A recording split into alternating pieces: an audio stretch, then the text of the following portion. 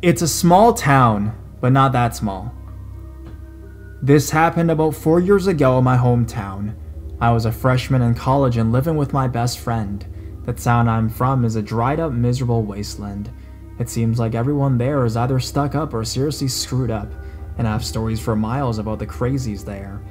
My roommates and I were both night people, so we generally ate around midnights. On this particular night, we have been hankering for meatballs, but seeing as we had no ground beef, we need to make a quick run to Walmart.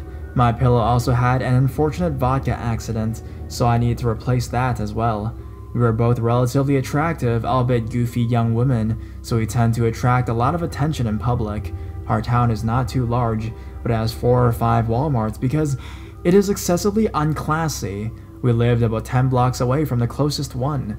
The next closest one that didn't pose an immediate stabbing danger was about 60 blocks west and was about 10 minutes from our place. We arrived at the neighborhood Walmarts and were entertaining ourselves and enjoying our nights. We met a funny guy who worked in the home improvement section and showed us all the goofy things he built with the paint chips. We also chatted with the guy in the electronics department briefly because we had gone to high school with him. Since there are so many Walmart options in our town, generally each location tends to be pretty empty customer-wise, especially late at night. So we were pretty relaxed, and hell, we knew the people there. We were breaking the rule of keeping your head down and mouth shut, but there really didn't seem to be anyone around to notice us anyways. We have been goofing around for about 20 minutes now. I can't remember everything we decided we needed, but it was a good basket load. As we made our way to the front to grab one, I noticed that guy again. Who exactly? I kind of halted in my steps, so I could think better. Why did I think again? My brain answered because he's been there. Every aisle we've been on, even the paint aisle, what the fuck? I decided immediately things were nasty. I gave my roommate that girl-eye communication thing. She knew. I loved her for that. We walked straight to security, and I asked the guy to walk us to our car. He obliged. I told him he deserved a raise. He was a sweetie, and I peeled out of the parking lot. Growing up in the town, I knew every back road and shortcut in the county, so I took them. I'm extremely protective of my roommates, and I don't know, I get a macho boyfriend attitude when I'm around her, so even though there was no way he was following us, I took a threat to our safety very seriously and drove through alleys and down back roads watching my rear view for anyone following us.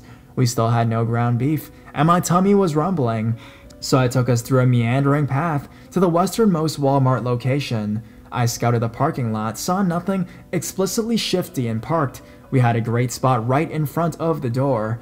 This Walmart is incredibly nice. It is only a few years old and in the classy part of town. We grabbed a basket and started shoveling our needed items into the basket. I'm watching our backs like a hawk the entire time. No, guy, I relax. I know he couldn't have followed us. We get in the checkout line, just like the last place. And there are really no other people in the building except for workers, so we are the only ones at the checkout. There is an empty checkout to our left.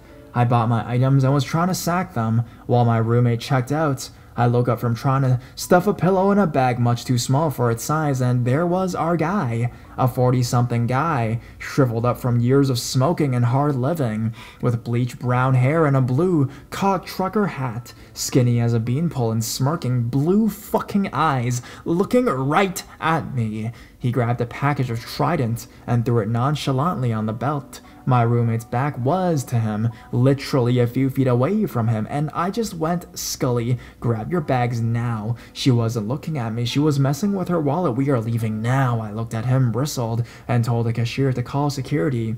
Poor cashier had no idea about life. He looked at me like I was a talking frog. My roommate didn't look back, she just started running. I think back now, and it must have been fucking hilarious. A squatty blonde girl running with poorly bagged pillows behind a long lanky girl, running from God knows who, holding 2 pounds of ground beef. I looked back and he was buying his gum, watching us like a wolf. We skidded around displays to the door, and as I caught my pillow, which was dislodged under centrifugal force, yelled at security, "That man in the blue hat is following us, watch us to the car." We kept running.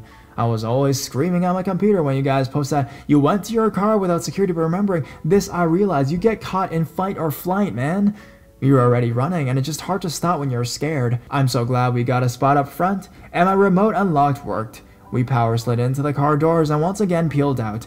As I was whipping out of the spot, I saw security grabbing his arm as he watched us drive past the doors. On the drive home, I thought about how he could have been following us home.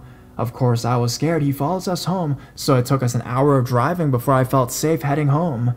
I don't know what he was doing. I don't know why he was following us. We are young women, but two of us?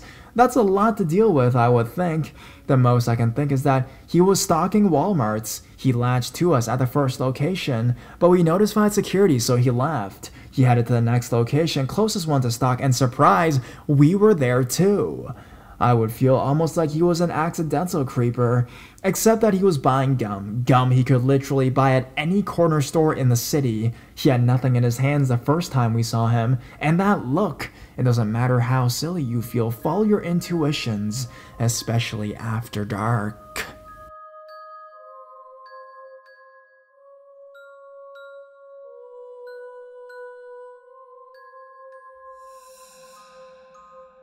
Small town in northern New York. Just a couple creepy things from my husband. Was stationed at Fort Drum, New York. The first place we got up there was about 45 minutes north of Fort Drum. The town was super small and a bit creepy to us. The majority of the natives were missing teeth, and quite a few even smelled bad. We were viewed suspiciously and told frequently by strangers whenever we went to the store or to eat that it was obvious we weren't from around there. Also at night, we heard this awful sound. It was super loud. Everyone who lived in that town had to hear it. All the natives I asked swore they had no idea what I was talking about. The only people who acknowledged it were the few other people who lived around me that had been brought there by the military as well. Anyways, the first creepy incident happened when I went to the grocery store one evening to get my sick husband some soup and cough syrup. As I was headed to the cashier's line, I noticed a strange woman headed my direction. It felt off, but I thought she must have been headed for checkout too. As she got closer, I noticed that she smelled awful, had a mustache, and her clothes were dirty. Also, she stood behind me in a line a little too close for comfort. Well, as I got near to the front of the line, I put my stuff on the conveyor belt.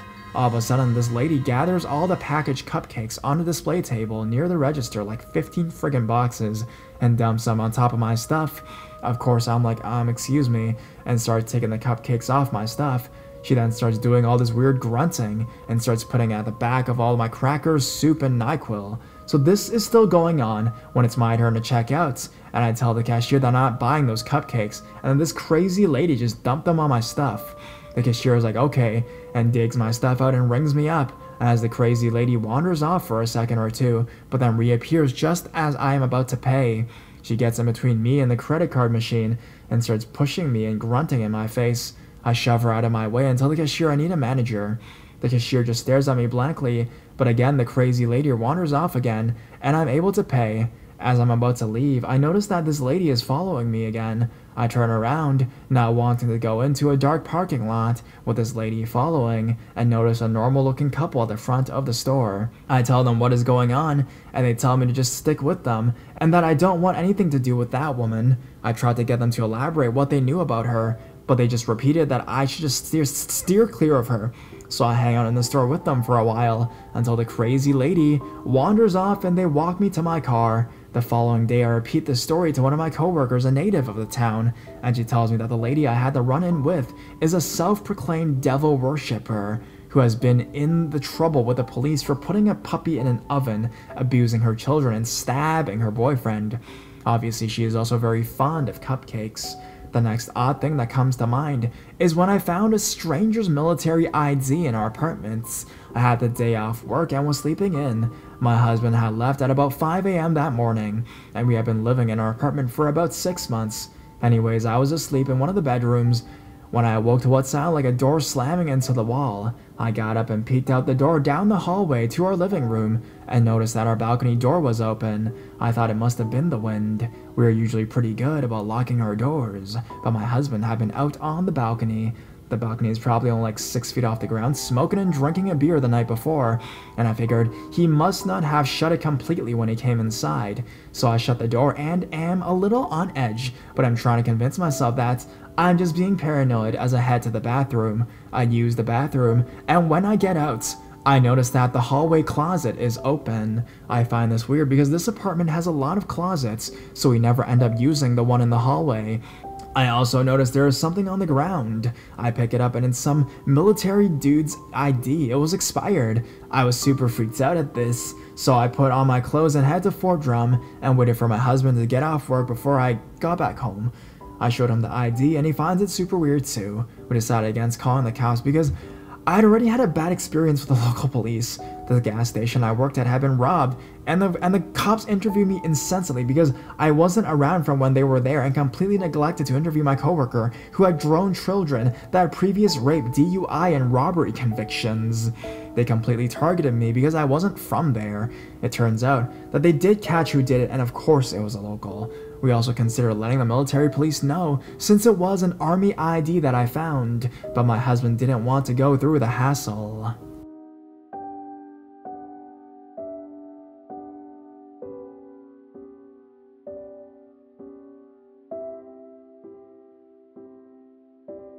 Small town close calls. Okay, obligatory backstory. I live in a tiny town in northern Kentucky. When I say tiny, I mean microscopic. Nice neighborhood, with a little stereotypically southern. Low crime rate, everyone knows everyone. Lots of fundamentalists, lots of pickup trucks, not my particular cup of tea as an adult. But on the whole, it seemed like a very safe place to grow up. You walk to school, no school bus. The city is so small, you can get from one end to the other in about 20 minutes on foot. Big football town, not much else to do really. The biggest points of interest are the church, the football field, and the Kroger. This happened to me when I was 16 years old. It was a typical Friday night, and I was home hanging out with my kid brother, who was 9 years old at the time. We recently had a new neighbor move in next door, and their kid Austin was his age. They became best friends pretty much immediately. There's always a football game on Friday nights in season, and the whole town is there, lots of my friends, and his friends too. I wasn't partial to the games. Once I'd seen one, I'd seen them all. I would still occasionally walk down to the field and meet up with buddies to do something afterwards, but that's about the extent of it. Phone rings, and my brother gets it first. I'm quite sure we were playing a video game of some kind, and around this time, I'm fairly sure it was Smash Bros. Melee on the old GameCube. He was immediately good for his age, and we had a nice sibling rivalry going on. He always played with Roy and I with Marth. These matches were absolute nail-biters. He hangs up and tells me Austin is at the game with his folks, and can we pretty please go down and get him? I didn't want to go down there in a huge crowd of sweaty rednecks and told him so. But Jen, his mom, says he can't walk home without us. He wants to come on and hang out. We can do a 3-person tournament. Come on, Jen, please. Fucking fine. Okay, let's go. It's a 10-minute walk maximum, and at least we wouldn't have to stay. We'll go down, and we're grabbing Austin, and then we're noping it back here to play some Melee. We head up our dead-end streets, hang a left, and start down the main road. The sports complex is on this road, and it's just at the bottom of a hill. It was about twilight, and from at the top of the hill, we could already hear the marching band and the cheering. I didn't see many folks around, and nothing looked unusual. I really didn't expect to see anyone. Pretty much everyone was down at the game. Looking ahead, I could see parked cars lining the streets, with the bulk of them right by the turnoff of the sports complex. He's doing the typical kid brother thing as we walked. Hey Jen, did you know owls can turn their heads almost completely around? Hey Jen, me and Austin had a shoe throwing contest, and my shoe went so far I almost couldn't see it anymore. Hey Jen, look at this flower, it's awesome. At about the halfway mark, I see a gold SUV pull up across the street, just opposite where we were walking. It sits for maybe 10, maybe 15 seconds, and then a man gets out, just as we're passing by, so that he's behind us. Older guy, mid-40s. In retrospect, he screamed creeper. Weasel face, tall and wiry, fucking weird smile and sneer. At the time, however, I didn't think twice. Of course, just a guy going to the game, probably meeting up with his family. Brother on the left, me on the right. We keep walking normally. After about 30 seconds or so, I hear shuffling. I turn around at a reflex, just to glance at what's going on. This guy is gaining on us. Okay, no big deal. He's probably trying not to miss anything. He'll probably walk right on past. I would have loved to keep a brisker pace myself, but I had the kid brother in tow, and his 9-year-old legs just can't handle speed walking. We keep going as usual, but now I've made a mental note. A little more time goes by, maybe a minute, and I start thinking, maybe why he hasn't breezed on by us. This guy sure looked like he was in a hurry, so I turn around again. The man is right behind us, and I mean close enough for me to see the creepiest smile / sneer I've ever seen on a person's face. Only he wasn't behind us per se, he was directly behind my brother, and when I happened to glance back, he had his arms out in front of him. He was reaching for my brother, and almost had a hold of his upper right arm. I caught this motherfucker nearing in mid-snatch. I reached on my left hand and put it around my brother's back. Probably 5 seconds went by, but it felt like a lot longer than that, and I had an arm barrier. I do a quick scan of the streets. There was no one else around, no witnesses, no help. I'm only 16, this guy's a lot bigger than me. What the fuck am I gonna do? I lean down and say as quietly and as calmly as I can, "Come on, Ross, let's get there. I bet I can go faster than you." I start to speed walk, and so does my brother. I have my arm on his back, and I'm half pushing him, rushing him along as fast as he can walk. I can see the sports complex, and it's just down the hill. We are about a minute or so away at most. After about another 30 seconds or so, I'm not quite sure, the whole thing seems to go in slow motion. I turn around again. The guy is speed walking too. He's matching our pace to keep right behind my brother, and he's gaining again. Now I really start to panic. He really is after us. There is no explanation. I don't know him, and I almost caught him grabbing the kid. Now he's almost in grabbing distance again. He's picking up speed, and he's fucking smiling. Well, sneering. It's a predatory look. I turn back around and I see we are so close to the stadium, so freaking close. If we can get down there a little more, the property opens up and there will be people everywhere. I have to get down to all those people right now. I try to sound calm, but I'm sure I didn't at this point. "Let's run, Ross, come on, I'll race ya," and we take off running. I'm looking more at him than what's ahead of me. I'm trying to keep him in my sight the entire time. He thinks it's a game. He smiled and started running his little heart out. I remember feeling a tiny speck of relief. Oh God, he doesn't know he's about to get raped and murdered, and he's pretty fast. He's in it to win it. I see the entrance to the stadium, and I think we gotta be home free by now. I turn around, and this fucking guy is fucking running. It was one of the scariest moments of my life. I knew that at that point, beyond a shadow of a doubt, that this guy is only running to catch us. Well, not us per se, but my brother. He starts to gain, but he's not close enough yet. I whip back around and sped up to my personal max speed, and of course the kid pumps his own legs at the max because he wants to win a race against his sister so that he can brag about it once again. I'm looking directly at him more than the street in front of me, so I can be sure he's still there with me. I hear his thuds on the pavement, and I know he's getting close. My heart was sending electrical currents of fear through the rest of my body, and just as I heard him coming up right behind us, we hit the stadium grounds. It was a sharp left turn and bam, people. There were people everywhere. It was halftime, and the adults were out in the entrance area smoking and talking. The view of the entranceway and all the people were obscured by a stone archway on the street, marking the stadium grounds. I had never been so happy to see a bunch of sweaty rednecks in all my life. The guy came right behind, and the second he turned the corner after us and saw all the people, he panicked. I could see the surprise and fear in his eyes. I turned around at the moment to see where he was, and I looked right at him. I locked eyes with him in this beautiful, beautiful moment. He looked around and everyone looked at me, looked at my brother, and walked away, back the way we had all come. Ross was out of breath, but still nudged me to go and collect Austin. I said, "Give me a second, man." I peeked around the stone archway and watched this guy walk, not run, back up the street. I stood there and watched him walk all the way back up the hill, walk across the street, get back into his SUV, and drive away. I think that's when it fully hit me of the very real situation we were just in, and the very real danger. That fucking guy was there to get us. Well, not us per se, but my brother. What's more, he probably would have had we not made it to the stadium. The crowd spooked him, and most likely, that's what saved my brother's life. We found Austin, but I made the whole gang wait until the game was over, and actually caught a ride with his folks. No burden on them. We live right next door. I was shaken up for the rest of the night, and for a couple days afterwards. This kind of town is the last place in the world you would have thoughts about being snatched in. I've also never told anyone. I never told my parents. I never told my brother. He's almost 20 years old now, and could probably handle it, but I never saw a reason to give him a complex about something that happened years ago. I also never told the police, and I have no idea what happened to Gold SUV guy. I don't know if he lived around here or far away. I don't know if he's been caught, went to jail, or if he's still out there somewhere. I do know for certain that he was there to kidnap my brother that day. I don't know what kind of fucked up plans he had for him, but then again, I don't care to dwell on it. I don't know if I did the right thing or the wrong thing, or just how close my brother came to whatever the fuck SUV guy had in the works, but I don't care to dwell on that either. I can tell you, however, that there was once a time in my life in which I meaningfully uttered the phrase, "Thank fuck for sweaty rednecks."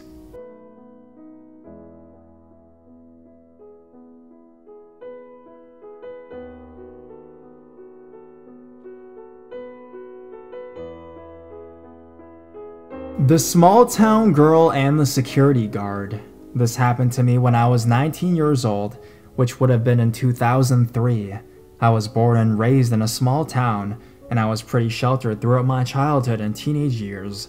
I was always warned about stranger danger, but I never really been in a bad situation before, that is until this happened. After high school, my best friend Jennifer moved to Los Angeles to attend USC.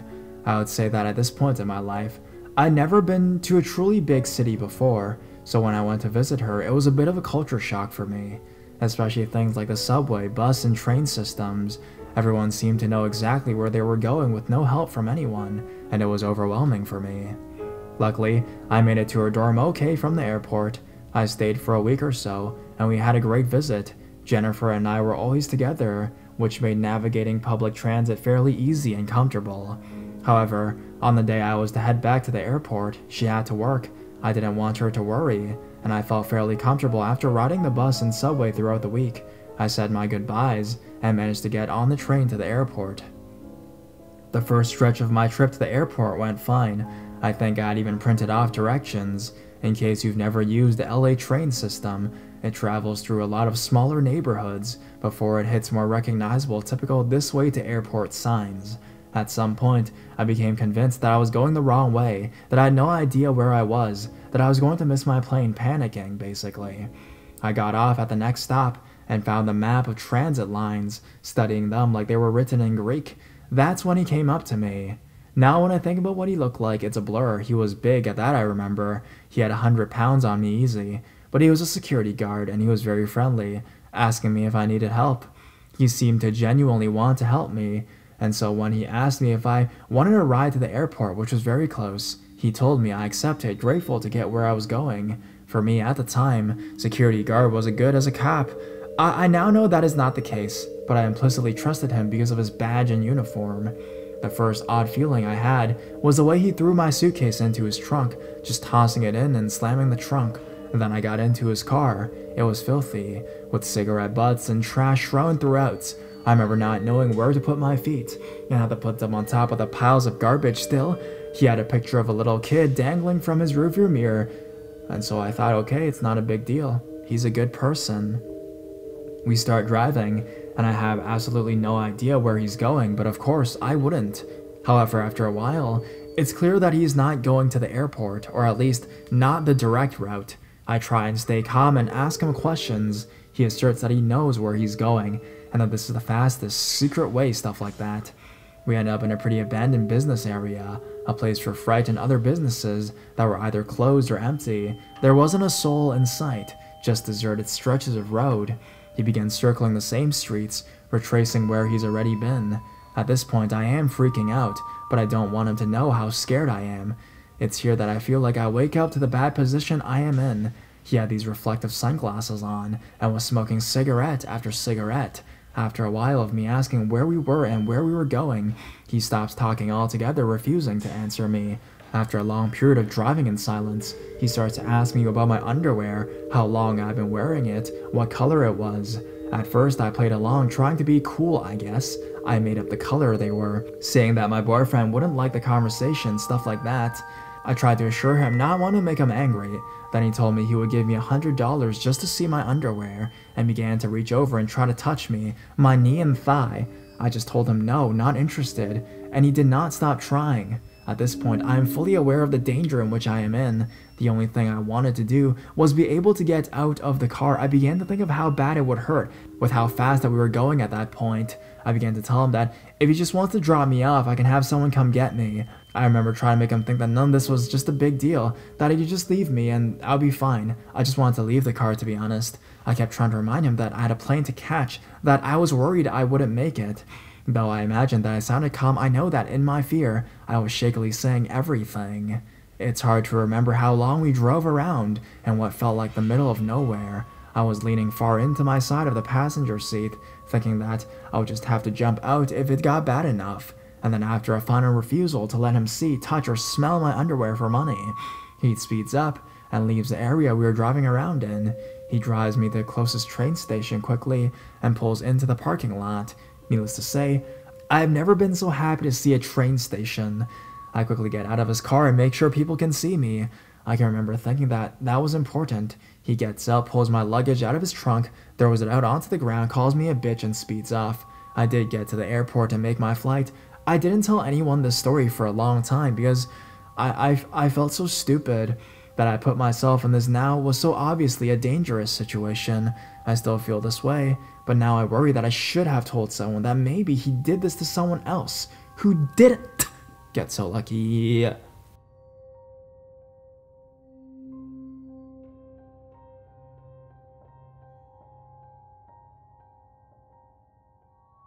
Small town, large community. It all started about a year or two ago. My friend and I were going to walk to my other friend's house. On the way there was a guy walking behind us. See, this guy looked like a bum. I could have sworn I saw him before. We ignored it. However, we reached the bad side of town, yet this guy was still behind us. However, when we got to my friend's house, this guy was just outside. I knew he was a bum, so I just thought he was setting up camp or something like that. Now let me remind you, this is the bad side of town, so this is normal. I never thought much of this. However, my friends lived across the street from another. When it got dark out, my friend went home. That left me in the bad side of town without a ride. However, with it becoming a boom town, there are people everywhere. While I'm stupid, this guy is following me. Now I came across a path that A, goes into the woods, or B, a normal street. Now, I was stupid and went with path A. Now, with the other posts, people are probably yelling at me. I start walking, and about halfway, I felt better saying it was all in my head. Well, I thought this guy was gone. I thought wrong. He jumped at me. He missed, but I started running. That guy is a hobo. Now I know I saw this guy before I got to my house in time. The hobo didn't see me. If I was any slower, I don't know what would have happened. The next day I see the papers. Well, what was left of it? It was dated from a week ago. I knew I saw this guy before. Here he is, a mugshot. Down below it said, wanting for rape and murder. So this day, I never go to the bad side of town. Creepy hobo stalker. Let's never meet again.